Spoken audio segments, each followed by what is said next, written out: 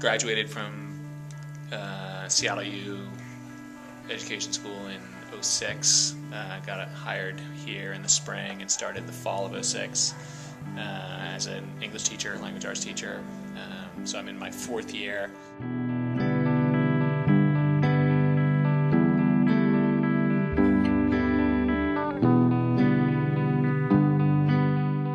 I was really shocked and bitter. I was angry and thought the system was unfair. I felt like there were people who could have done things that didn't do things. It was a whole sort of cauldron of emotions. I do think it's not an ideal way to have that happen. That arbitrarily the most recent hired teachers are the ones that lose their jobs. If a teacher can connect with the students and really create an environment where people are excited to learn, then that teacher, even if they're way younger, they should stay at the school rather than someone who kind of is has older teaching techniques that don't really connect with the students. I think the whole experience thing is ridiculous. I know where the idea comes from. Younger teachers will have more opportunities and stuff like that. And even from the standpoint of my mom being a teacher, an experienced teacher, it's it provides her with security for her job, so she can support me. The younger teachers are the teachers who are bringing, new ideas, new clubs, and are full of energy. The problem with seniority-based layoffs is you lay off your most junior teachers first, which are your least expensive teachers, so you really don't save as much money as you would if you laid off sort of the average teacher, and then you have to lay off some more teachers. So you lay off more teachers when you do it based on seniority than if you did it based on something else. One of the reasons that system exists is to protect the highest paid teachers, so that school districts wouldn't lay off teachers who all of a sudden got more expensive, because every year you make a little bit more money, and real veteran teachers make quite a bit more money than new teachers.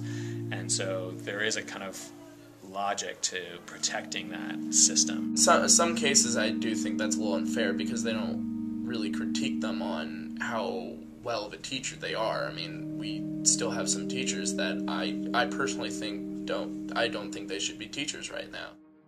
The better teachers that I've had are the ones, the younger ones that get laid off, and there's older teachers which aren't as good that I would, wouldn't be so sad to see leave. It's a little disappointing when, the district cuts money and we have to fire teachers and we, fire the better ones.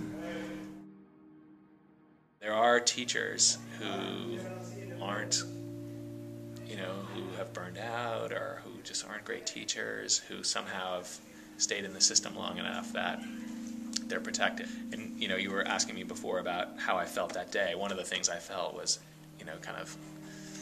I felt that was sort of unfair.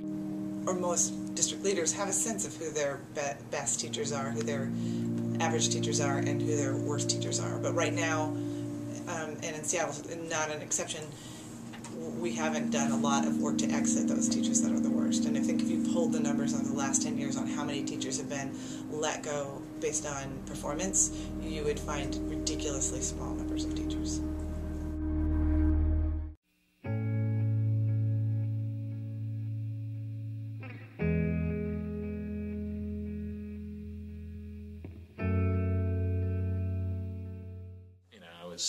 I felt great about that, and I felt,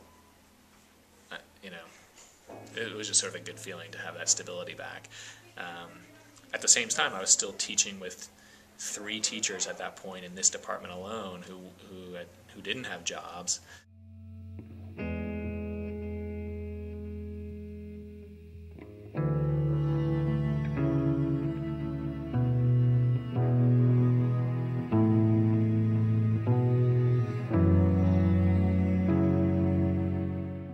Will be funded on our staffing model based on 90 students less, which when you start adding things up could be as many as 4 teachers less beginning next fall, or for staff members, maybe not necessarily teachers, could be a counselor, could be some support staff, could be some teachers. This year is going to be more severe because we've already cut as much as we can without hitting the classroom. So now it's going to be really tough. So now, depending on what comes our way, and we know we're going to have to cut some teachers because of the number of students, the 90 students less. Where are those cuts going to be? Nobody is advocating for an effectiveness-based only approach to doing layoffs. So you've increased student scores by 28%, and this teacher over here increased by 27%, so they're being laid off. I mean, that's sort of not, I think, what anybody's advocating. The kinds of plans that we see floating around there are intended to sort teachers into larger buckets, where you have the most effective teachers in one bucket, the bigger group of moderately effective teachers in the middle bucket, and then a smaller group of less effective teachers in another bucket. And you would use in there all sorts of information sources, including observations and students' growth scores. So we're taking into account where the students started and where they finished, and peer reviews and all sorts of other kinds of things too. Actually, the assistant principal who supervises our department, she's officially in my classroom for twice a year. But she observed me for one class in October, I think. Is that enough to evaluate someone? Probably not. The whole conversation is about how else can you measure effectiveness of teachers, and it is on what students can do, and how do students show up in your class, and how do they leave your class? They show up in September this way, and what did you do with them in May, and how do you measure that? It's a real inexact science, but that seems to be where things are going. People want to measure teachers by what students are capable of doing.